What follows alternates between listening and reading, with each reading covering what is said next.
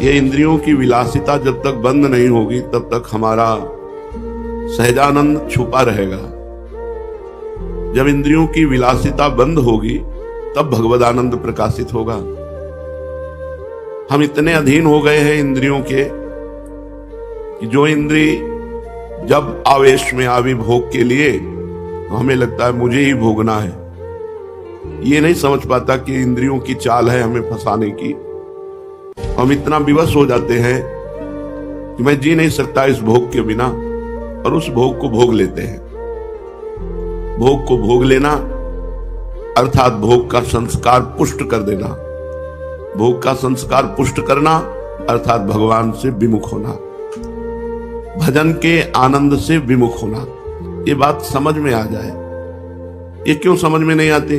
क्योंकि हम समझते हुए भी नहीं समझना चाहते। हम थोड़ा कठोर नहीं हो पा रहे। हम इंद्रियों के प्रति दुलार करना बंद नहीं कर पा रहे। यदि हम इंद्रियों का दुलार करना बंद कर दें तो ही भगवदानंद की प्राप्ति हो।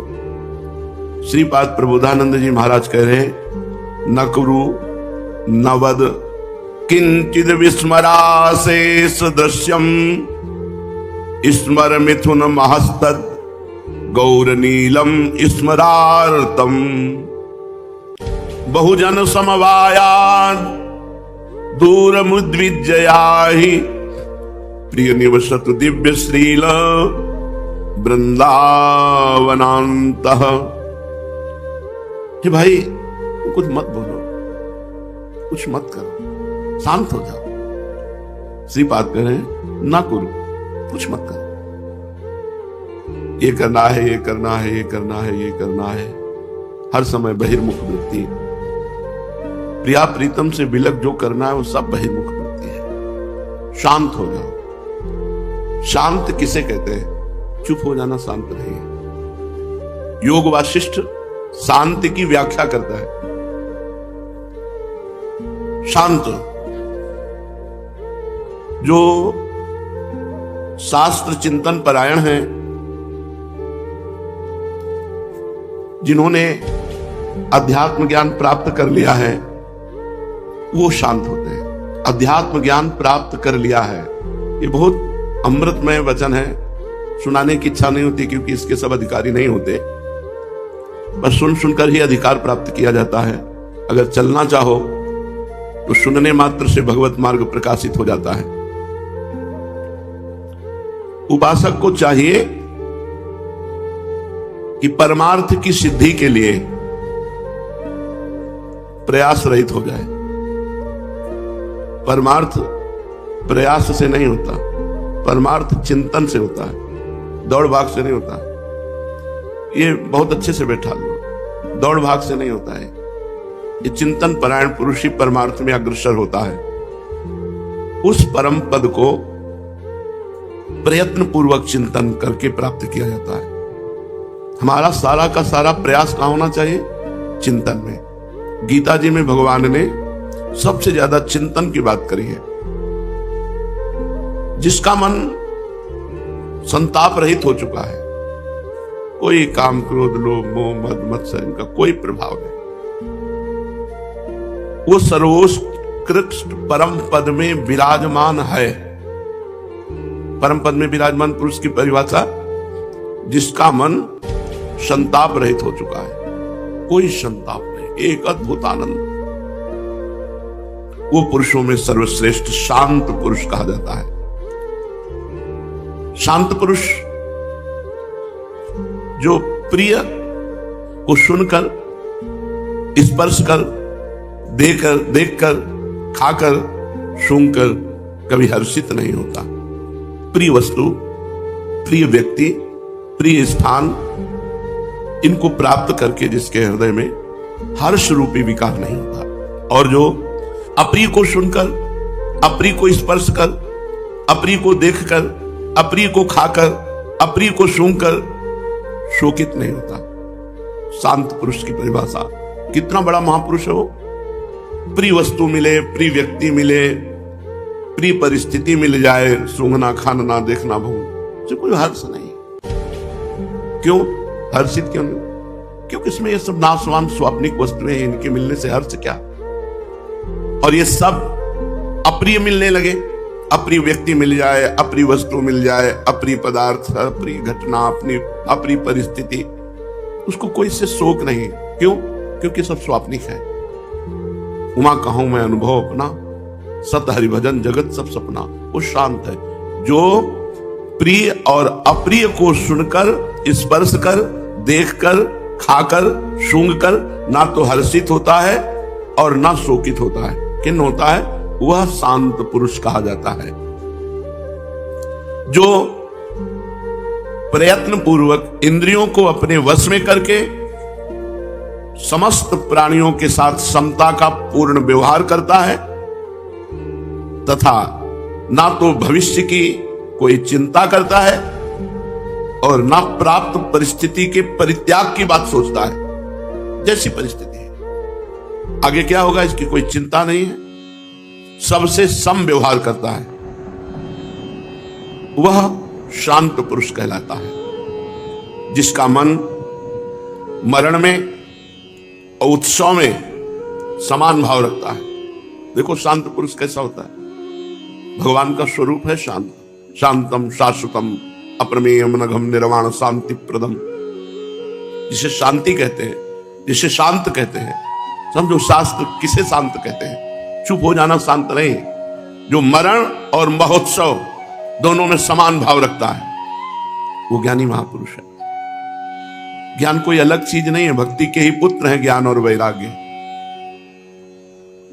जिसका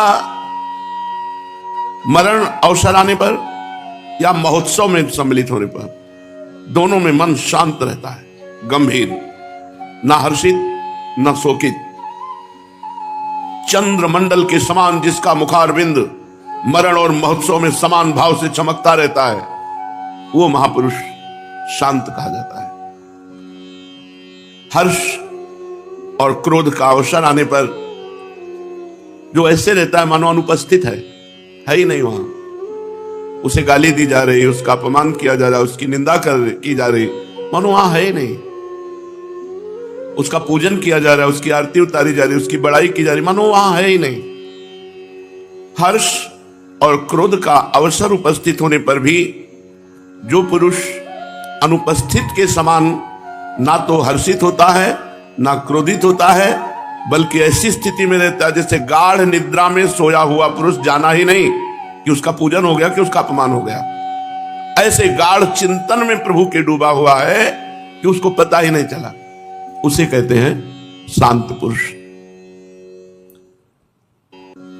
जिसकी अमृत प्रवाह के सदस्य सुखदायिनी प्रेम पूर्ण दृष्टि सभी प्राणियों में भगवत भाव से पड़ती है, ये शांत पुरुष का लक्षण। सब में मेरा प्रभु विराजमान। स्त्री पुरुष जड़ चैतन्य कीड़े मकूड़े जहां भी दृष्टि गई वहां मेरा प्रभु विराजमान है। अमृत प्रवाह के सदस्य, ये अमृत प्रवाह है।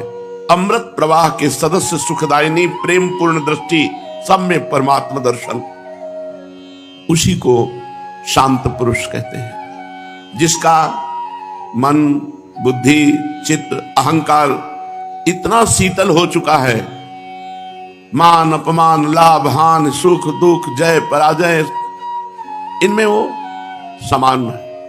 इतनी शीतलता हृदय में कि कोई फर्क ही नहीं पड़ा। उसे मोहाच्छन्न बुद्धि रहित शांत पुरुष कहते हैं।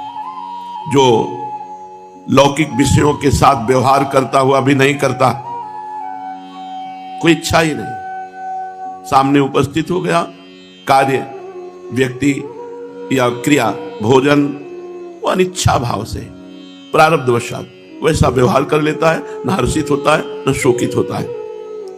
वो अनासक्त शांत महापुरुष कहा जाता है। सम्यक प्रकार से व्यवहार करते हुए भी जिसकी बुद्धि आकाश की तरह निर्विकार रहती है, किसी से न राग न किसी से द्वेष, वो महापुरुष शांत कहा जाता है। अब ये शांति कैसे प्राप्त होती है? तो बोले भगवत प्राप्त महापुरुष के सत्संग से। अब भगवत प्राप्त का क्या लक्षण है? तो कह रहे हैं जो आत्मस्वरूप को प्राप्त हो गया है, जैसे श्रीमद् भागवत में कहा, वेदों का पारगामी विद्वान और परब्रह्म की अनुभूति से युक्त ऐसे सदगुरु का वर्ण करना चाहिए।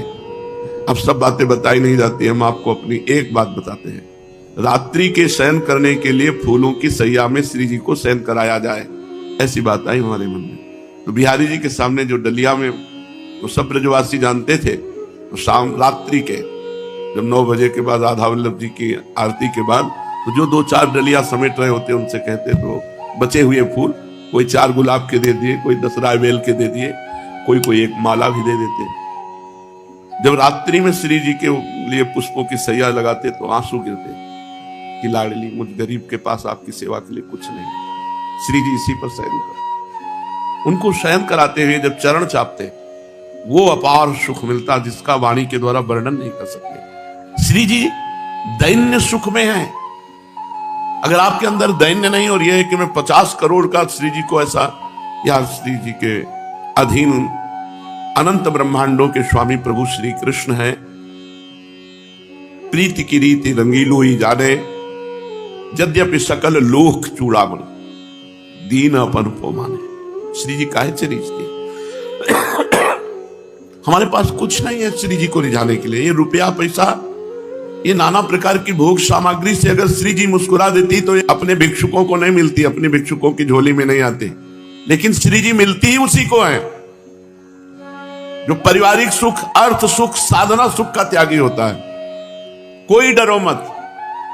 अगर कोई ऐसा कहता है कि तुम ये नहीं करते हो तो तुम्हारा पतन हो जाएगा, श्री जी नहीं मिलेगी, वो वासना का पुजारी बोल रहा है, श्री जी का नहीं। खुली बात है। श्री जी तो इतनी करुणामयी हैं, कैसे तुम्हें बताएं। तुम सोच करके केवल देखो कि आज श्री जी को मैं ये भोग लगाऊंगा, वो लग गया भोग। भावोत्सवेन भजताम रस कामधेनु। श्री जी प्रगट वस्तुओं की, अरे श्री जी के साधक जो होते हैं, ब्रह्मादिक के भोग सब भी सब लागत ताई, नारायण ब्रज चंद की लगन लगी है जाए। अगर रुपया, फूल, बंगला और 56 भोग से श्री जी प्रसन्न होती तो ये पापी लोग खूब पाप करते और श्री जी को अपने अधीन रखते। लेकिन ऐसा नहीं है।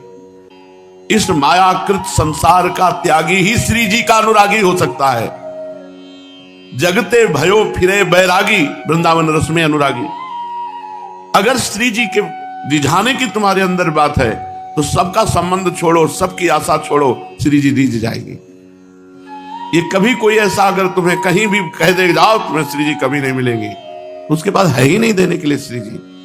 जो रुपया चाहता है, जो भोग सामग्री चाहता है, जो सांसारिक वस्तुएं चाहता है, वो श्री जी, जिसको श्री जी से प्यार होगा वो पापी को भी देखकर यही कहेगा, श्री जी कृपा करो और इसके हृदय को पवित्र कर दो, इसके हृदय को आनंदित कर दो। वो ऐसा कहेगा तुम इतने रुपए नहीं दोगे तो तुम्हें श्री जी नहीं मिलेंगी। कभी ऐसी बातों को मन में मत लाओ, कभी चिंता मत करो कि श्री जी नाराज हो जाएंगी या श्री जी नहीं मिलेंगे। ये सब बकवास है। श्री जी तो उनको मिलती है जो श्री जी को प्यार करते हैं, जिनकी दृष्टि में न रुपया है, न पैसा है, न परिवार है, न संसार है, केवल श्री जी है। श्री जी उनको प्यार करते हैं। श्री जी 56 भोगों को प्यार नहीं करते। ये सब मायाकृत भोग श्री जी नहीं पाते। उसमें तुम्हारा जो भाव होता है वो श्री जी पाते हैं। कभी देखा श्री जी कोई पदार्थ पाया? इस घृणित पदार्थ, मलमूत्र बनने वाले पदार्थों से श्री जी नहीं रिझती। उसमें जो आपका भाव होता है कि मेरी प्यारी जो पाएंगी, वो भाव श्री जी ग्रहण करती है। वो भाव तो बिना वस्तु के भी हो सकता है। वस्तुएं एक भी नहीं और भाव किया तो भावोत्सवेन भजताम रस कामधेनु। कभी कोई डरो मत।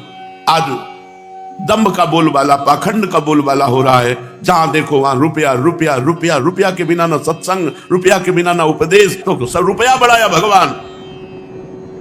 रुपया रुपया, अरे इस धर्म उस शास्त्रों में अनर्थ कहा गया है। अर्थ ही अनर्थ है। हाँ, तुम्हारे पास आए तो उसका सदुपयोग कर दो। ये गर्व मत करो कि तुम करोड़पति हो तो करोड़ों रुपयों से ठाकुर जी को घसीट लोगे, अपनी तरफ आकर्षित कर लोगे।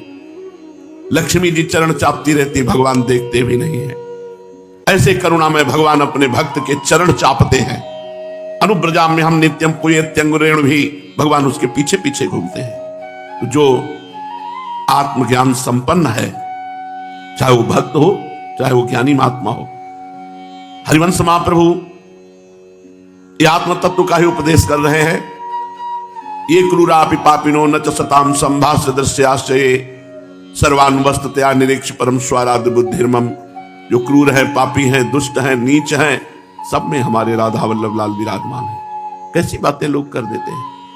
सब में प्रभु विराज। सेवक जी क्या ज्ञान की बात कर रहे हैं। आत्मा हरिवंश प्रगट परमानंद श्री हरिवंश प्रमाण मनम। आत्म तत्व का ज्ञान बिना हुए वो अधूरा है, चाहे भक्त हो चाहे ज्ञानी हो। तो हमें किस महात्मा का संग करना चाहिए। महात्मा के संग से ही शांत भाव आता है। तो किस महात्मा का। योग वासिष्ठ कह रही है जिन्हें आत्मस्वरूप का ज्ञान हो गया है, ऐसे उत्तम बुद्धि संपन्न महापुरुष जो सदैव आत्मदृष्टि का अवलंबन लेकर संसार में विचरण करते हैं। आत्मदृष्टि, मेरे प्रभु के सिवा कोई नहीं है, मेरी आत्मा के सिवा कोई नहीं है, सब में अपने आत्मस्वरूप का दर्शन, सब में प्रभु का दर्शन, वही महात्मा है। खास शास्त्रों की बातों को समझो। महात्मा का मतलब वेश धरकर दुनिया का प्रपंच करना। कितने लोग आकर के कहते हैं कि हमसे इतने 1000 रुपए मांग, और ना दो तो बोले तुम्हारा लड़का ऐसा हो जाएगा, तुम्हारा परिवार ऐसा हो। सब दम्भी हैं, ये सब पाखंड। हम खुला माइक से कह रहे हैं। कई शास्त्रों में ऐसा नहीं लिखा हुआ है कि तुम जा करके रुपए मांग। ना इनके पास साप की सामर्थ्य है, ना वरदान की सामर्थ्य है अपने पेट भरने और वासनाओं की पूजा करने, अपने अंतःकरण की वृत्तियों को संभालने की ताकत तो है नहीं। तो वासनाओं की पूजा करते हैं और लोगों को परेशान करते हैं। कभी मत डरो ऐसे लोगों से। अगर कोई तुम्हारे घर आता है तो तुम दोष शब्द मीठे बोलो। राधे श्याम, आइए, आसन दीजिए, जल पीजिए, भोजन कीजिए। इसके बाद अगर कोई रुपया पैसा मांगता है तो तुम्हारे पास है, तुम्हें पता है कि हमारे रुपए का सदुपयोग होगा तो दे दीजिए। नहीं, 5 रुपए देने की जरूरत नहीं। तुम्हारा कोई बाल बांका नहीं बिगाड़ सकता, कोई नहीं कर सकता। ये सब पाखंड है। जो कंचन कामिनी कीर्ति का मोह नहीं छोड़ पाया वो महात्मा है। साधु के जितने कार्य सब रुपए रहित कार्य है। मनोनिग्रह, जितेंद्रियता, साम, भगवत चिंतन, तपस्या, कहां रुपया की जरूरत है। करो ये। अखंड ब्रह्मचर्य, आजीवन जड़वत मौन, सब पर अनुग्रह, कहां रुपए की जरूरत है। साधुता में रुपए की जरूरत कहां है। यज्ञ, यज्ञानाम जप यज्ञोस्मि, सबसे बड़ी यज्ञ हो रही राधा राधा राधा राधा। तो जो आत्मस्वरूप का ज्ञानी है, जो आत्मबुद्धि का, आत्मदृष्टि का अवलंबन करके संसार में विचरता है, जिसे न कभी शोक होता है, जिसमें न कभी कामना होती है, जिसको न कभी शुभ अशुभ की याचना होती, उसे महात्मा कहते हैं। महात्मा का मतलब पीला, लाल, काला, ये तो संप्रदाय के अनुसार वस्त्र हैं। स्थिति नहीं है तो उसी को दंभी कहा जाता है, उसी को पाखंडी कहा जाता है। जिसे न कभी शोक होता है, न कभी कामना होती है, न कभी शुभ अशुभ की याचना होती है, जो इस संसार में सब कुछ करते हुए भी अकर्ता है, अहंकार रहित है। अहंकार विमूढ़ आत्मा करता हमिति मन्यते, मैं ये करता हूं, ये भाव महात्मा में नहीं होता। जो हे और उपादेय के पक्षपात से रहित होता है, किसी का पक्षपात नहीं, अच्छा और बुरा किसी का पक्षपात नहीं, सब में समान भाव। जो अपनी आत्मचिंतन की वृत्ति से सदैव आनंदित रहता है, उसे किसी वस्तु, व्यक्ति, स्थान से आनंद नहीं मिलता, वो अपने चिंतन से आनंदित रहता है। और जो सदैव पवित्र रहता है, शरीर पवित्र, हृदय पवित्र, स्वयं पवित्र, जो सदैव पवित्र रहता है। सत शास्त्रों में प्रतिपादित जो सत्कर्म है केवल उन्हीं को करता है और सन्मार्ग पर चलता है, उसे महात्मा कहते हैं। जो अन्य लोगों की दृष्टि में आते हैं, जाते हैं, कर्म करते हैं, बोलते हैं, परंतु स्वरूप में न आते हैं, न जाते हैं, न कर्म करते हैं, न बोलते हैं। जो परमानंद स्वरूप परमात्मा को प्राप्त हो गए हैं और इस संपूर्ण संसार को इंद्रजाल रूपी माया का कार्य देखते हैं, ना वो संसार के किसी वासनाओं के पीछे दौड़ते हैं, ना किसी व्यक्ति के पीछे दौड़ते हैं। वो ये समझ रहे हैं कि संसार भ्रम मूलक है, ये संसार परित्याग करना है, और वो अपने स्वरूप में स्थित रहते हैं, उन्हें महात्मा कहते हैं। जो हर परिस्थिति में इष्ट का चिंतन करते रहते हैं। कृष्णाकार वृत्ति, रामाकार वृत्ति, आत्माकार वृत्ति, ब्रह्माकार वृत्ति, इसके अतिरिक्त उनके पास और कुछ नहीं उपाय। कृष्णाकार वृत्ति, भगवदाकार वृत्ति, ब्रह्माकार वृत्ति, ये महात्मा की स्थिति। वहां प्रपंच, ये बनाना, ये बिगाड़ना, ये करना, वो करना, ये सब, ये तो स्वाप्निक कार्यों में कौन रत रहेगा? उसकी दृष्टि पहले ही हो चुकी है, सब मिथ्या है, सब मिथ्या है। ब्रह्म सत्यम जगन मिथ्या, उमा कहूं मैं अनुभव अपना, सत हरिभजन जगत सब सपना। मिथ्या में काहे को उसकी दृष्टि रहेगी? हर प्रकार की स्थितियों में जो अपने इष्ट चिंतन में रहता है, जीवन पर्यंत केवल इष्ट का चिंतन ही जिसका लक्ष्य है, जीवन का एक ही लक्ष्य, बस इष्ट चिंतन। शांत कहां से होता है? महात्मा अवस्था। महात्मा कैसा? जिसका निरंतर जीवन भर केवल इष्ट चिंतन, उसी की उपासना, उसी का यथार्थ ज्ञान, उसके लिए कोई कर्तव्य नहीं है। जिस पुरुष को अपने अनुभव, शास्त्र के वचन और गुरु का उपदेश एक दिखाई दे, वो सिद्ध पुरुष हो चुका है। अपना अनुभव, शास्त्र के वचन और गुरु का उपदेश एक दिखाई दे, वो सिद्ध पुरुष हो चुका है। ऐसे निरंतर किए गए परमात्म चिंतन के अभ्यास के द्वारा जो परमात्मा का साक्षात्कार कर लेता है, किसके द्वारा बताया? पीछे वशिष्ठ जी ने भगवान श्री राम से कहा, हे राम, ये बोध पूरे भारत के तीर्थों के भ्रमण करने से भी नहीं मिलता, बड़े बड़े अनुष्ठानों से नहीं मिलता, ये चिंतन के द्वारा प्राप्त होता है। अभ्यास परमात्मा चिंतन का जो निरंतर करते हैं, उनको परमात्मा का साक्षात्कार हो जाता है।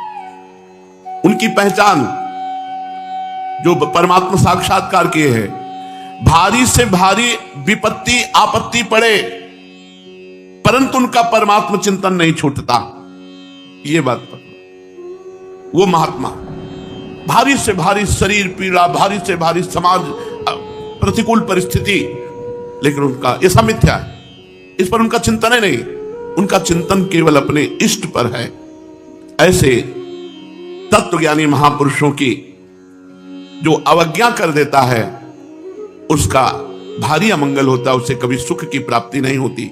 इसलिए ऐसे आत्मज्ञानी महापुरुष का सत्संग करो। संसार में हे राघव, ऐसे संत महापुरुषों के मिलने से बढ़कर कोई लाभ नहीं। ऐसे महापुरुषों के मिलने को कहा गया, तात स्वर्ग अपवर्ग सुख धरी तुलाए कंग, तूलनताय सकल मिली जो सुख लव सत्संग। अगर क्षण मात्र का ऐसे सिद्ध महापुरुष का सत्संग मिल जाए तो हमारे जीवन की धारा बदल जाए।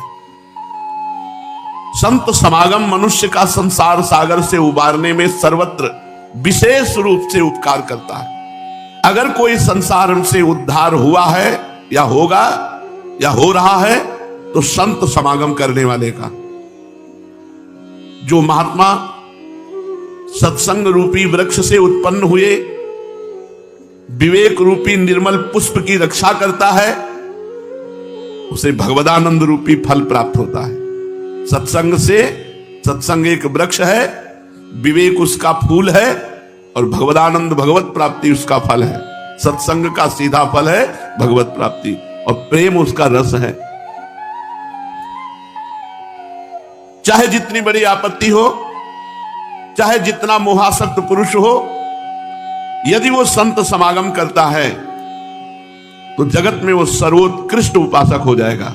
पर संत होना चाहिए, वेशधारी की बात नहीं कह रहे, वेशधारी हरि के उर्साल है, वेशधारी की केवल बात नहीं, संत होना चाहिए। तुम्हें ज्ञात होना चाहिए संत समागम हमारा हो रहा है तो ये लाभ दिखाई देना चाहिए।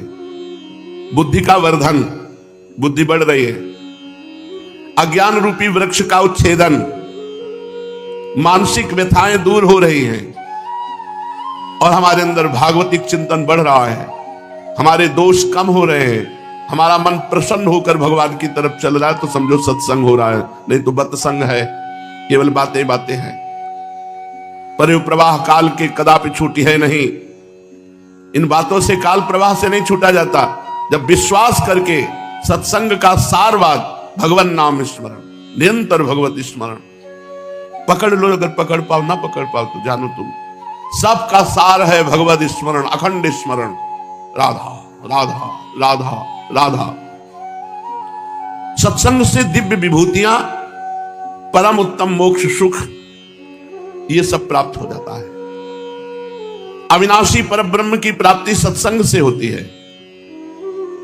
कष्टदायिनी दशा में पड़ा हुआ ये मनुष्य यदि भगवान की कृपा से थोड़े समय के लिए भी सत्संग प्राप्त हो जाए तो सत्संग के बल से बड़े बड़े दोषों का परित्याग कर देगा। देखो ना आप लोग संसार का त्याग करके, संसार के नाना प्रकार के दुरंत मोह का त्याग करके वृंदावन में वास कर रहे हैं, ये सत्संग का ही प्रभाव है। सत्संगति सन्मार्ग को प्रकाशित करती है, हृदय के अंधकार को दूर करती है, ज्ञान रूपी सूर्य को उदय कर देती है। जिसका सत्संगत रूपी गंगा में स्नान हो गया, जिसे रोज सत्संग सुनने को मिलता है, उसे दान करने की, तीर्थ करने की, तपस्या करने की, यज्ञों करने की और सब कोई आवश्यक इसी से हो जाए। सत्संगति दान, स्नान, तीर्थ, तपस्या एवं निर्मल नाना प्रकार के और भी धार्मिक कार्यों को एक तरफ और सत्संग एक तरफ। स्वर्ग अपवर्ग सुख धरी तुलाए कंग, तूल न ताहि सकल मिली, जो सुख लव सत्संग। पर ऐसे संत पुरुष का सत्संग जो राग शून्य है, जो संशय रहित है, जो जड़ चेतन की ग्रंथि का विनाश करके अपने स्वरूप में स्थित है, ऐसे संत का संग। ऐसे संत पुरुष यदि श्लोक में विद्यमान है तो हमें तीर्थों के अवगाहन की जरूरत नहीं, हमें संत समागम की जरूरत है। सारे फल सत्संगति में विराजमान है। इसलिए जिनको अपनी जड़ चेतन ग्रंथि का विनाश करके उद्धार करना है, उनको ऐसे महत् पुरुषों का संग करने की खोज करनी चाहिए। भगवान से प्रार्थना करनी चाहिए कि हमें संत समागम प्रदान करो। सर्वसम्मत संतों की सभी उपायों द्वारा भली भांति सेवा करो, उनकी आज्ञा में रहो। भवसागर से पार हो गए, पार नहीं होना, भवसागर से पार हो गए। किंतु जो लोग नरकाग्नि को बुझाने वाले मेघ स्वरूप ऐसे संतों की आज्ञा का उल्लंघन कर देते हैं, मनमानी आचरण करते हैं, तो जैसे सूखी लकड़ी को आग जलाकर राख कर देती है, ऐसे ही नरकाग्नि उनको नाना प्रकार के दुख प्रदान करती है। जो संतों की अवहेलना करते हैं, मनमानी पापाचरण करते हैं, विषय भोगों को भोगने में सुख का अनुभव करते हैं, हे रघुनंदन, उन्हें नरकों में पाषाण भक्षण कराया जाता है, पत्थर चबवाया जाता है, खड्ग के द्वारा अंगों का छेदन किया जाता है, पर्वत शिखर के ऊपर से नीचे गिरा दिया जाता है, पत्थर द्वारा चटनी की तरह उन्हें पीसा जाता है, उत्पीड़न किया जाता है और जलती हुई अग्नि का अभिषेक किया जाता है। बैठाल दिया गया, ऊपर से बड़े बड़े अंगारे डाले जा रहे हैं, कैंची से उनके शरीर को कुतरा जाता है, चंदन की तरह उनको घिसा जाता है, पत्थर में पकड़ लिए यमदूत और ऐसे घिस रहे चंदन। तलवार वाले वृक्ष के ऊपर बार बार डाला जाता है, जिससे कट कट के नीचे गिरे, फिर शरीर हुआ, फिर डाला गया, ऐसे चलता रहता है। ऐसे भयानक कीड़े छोड़े जाते हैं जो उनके शरीर में सीधे छेद करते हुए पार होते, फिर इधर पार होते, फिर इधर पार, उनको कीड़े का डर नहीं मिलता। लोहे की गर्म जरीनों से लपटा करके और ऐसे कुंड में डाला जाता है जहां सांस लेना मुश्किल है, धधकती हुई लोहे की जंजीरें। अग्नि प्रवाह उनके ऊपर छोड़ दिया जाता है, जैसे ज्वालामुखी में देखो अग्नि प्रवाह नहीं, ऐसे अग्नि प्रवाह में छोड़ दिया गया। जैसे पानी की बूंदें गिरती हैं, ऐसे बाणों से उनके शरीरों को छेदा जाता है। जैसे जल यंत्र में फव्वारे निकलते हैं, ऐसे उनका सिर काटा जाता है तो फव्वारे निकलते हैं। तुम्हें रघुनंदन कहां तक बताऊं, सहस्त्रों कष्टप्रद चेष्टाएं उसको भोगनी पड़ती है जो इसी जन्म में भगवान को नहीं प्राप्त कर लेता। इसलिए मानव जन्म में संत समागम करके अपने हृदय को शांत करके निरंतर भगवत चिंतन परायण होने से इसी जन्म में भगवत प्राप्ति हो जाती है। श्री श्री कृष्ण चैतन्य महाप्रभु के पावन चरित्र को अपने लोग श्रवण कथन कर रहे हैं। यह सिद्धांत का वर्णन हुआ, अब थोड़ा चरित्र श्रवण कर लीजिए। आनंद का मुख्य कारण है आत्मसमर्पण, आत्मसमर्पण। जब तक मनुष्य किसी महापुरुष के प्रति सर्वतोभावेन आत्मसमर्पण नहीं कर देता सब जगह में, तब तक उसे पूर्ण प्रेम की प्राप्ति नहीं होती। प्रभु विश्वंभर हैं, चराचर में व्याप्त हैं, सभी स्थानों में अपनी पूर्ण शक्ति सहित स्थित हैं। जहां तुम्हारा चित्त चाहे, जिस रूप में मन रमे, उसी के प्रति आत्मसमर्पण कर दो। आत्मसमर्पण का मतलब है अपने को एकदम मिटा दो। अब जो कहें, जैसे रखें, जो चाहे हो, हमारी कोई चाह नहीं, हमारी कोई मांग नहीं। अपनी इच्छा, अपनी भावना और अपनी सभी चेष्टाएं जिनको आत्मसमर्पण किया है उनके निमित्त कर दें, सब तरह से उनका होकर, तभी प्रेम का यथार्थ मर्म सीख सकोगे। ना हम कुछ हंस के सीखे हैं, ना हम कुछ रो के सीखे हैं। जो कुछ थोड़ा सा सीखे हैं वो महापुरुषों के होके सीखे हैं। जब तक महापुरुषों के हुआ नहीं जाता तब तक परमार्थ का ज्ञान नहीं होता। किसी के होकर रहने में कितना आनंद है, अपनी सभी बातों का भार किसी के ऊपर छोड़ देने में कैसा निश्चिंतता जन्य सुख है, उसे अपने को ही कर्ता मानने वाला पुरुष कैसे अनुभव कर सकता है। जिसे अपने हाथ पैरों से कमाकर खाने का अभिमान है, वो शरणागति का भाव क्या समझ सकता है। शरणागत के द्वारा, जैसे छोटा बच्चा मां की गोद में जो सुख लेता है, वही जब कमाने खाने लायक हो जाता है तो वो सुख उसे कभी नहीं मिलता। शरणागत पूर्ण आत्मसमर्पण, इष्ट को चिंता रहती, जैसे मां को चिंता रहती है अपने बच्चे को दूध पिलाना है, बच्चा कहीं इधर उधर अपने साथ अहित न कर ले, उसको ज्ञान नहीं है, ऐसे भगवान को चिंता रहती है शरणागत भक्त की। पर शरणागत बनना कहां चाहते हैं, शरणागत बनाना चाहते हैं। अहंकार अपना इतना बढ़ा हुआ है कि वो भगवान की शरणागत होना, शरणागति में बड़ा आनंद है, कोई चिंता नहीं, बस राधा राधा राधा। एक हमारी तरफ से बात है राधा राधा, और सारी बात उनकी। योगक्षेमं भाम, ये भगवान के वचन है। अनन्यस चिंतयन्तो माम ये जनाः पर्युपासते तेषां नित्याभियुक्तानां योगक्षेमं वहाम्यहम्। तुम केवल मेरा अनन्य चिंतन, पकड़ क्यों नहीं रहे, तुम केवल मेरा अनन्य चिंतन करो। जो मेरा अनन्य चिंतन करता है उसके योगक्षेम का वहन मैं करता हूं। अब क्या चिंता है, अपने को केवल निरंतर भजन परायण रहना है। माता चाहे कहीं भी रहे, उसे अपने बच्चे का हर समय ध्यान रहता है। ऐसे ही परमात्मा का ध्यान सदैव उस शरणागत भक्त पर रहता है जो अबोध बालक की भांति, जैसे वो मां के अधीन, ऐसे भगवान के अधीन। जैसे बालक के सुख दुख का अनुभव माता स्वयं अपने शरीर में करती है, ऐसे ही शरणागत भक्त के सुख दुख का अनुभव स्वयं भगवान करते हैं। शरणागत का सुख भगवान का सुख, शरणागत का दुख भगवान का दुख, शरणागत का द्वेषी भगवान का द्वेषी, शरणागत का मित्र भगवान का मित्र। नित्यानंद महाप्रभु, चैतन्य महाप्रभु को आत्मसमर्पण कर दिया। चैतन्य महाप्रभु श्रीवास के सर्वस्व थे और नित्यानंद महाप्रभु अब श्रीवास जी के घर रहने लगे।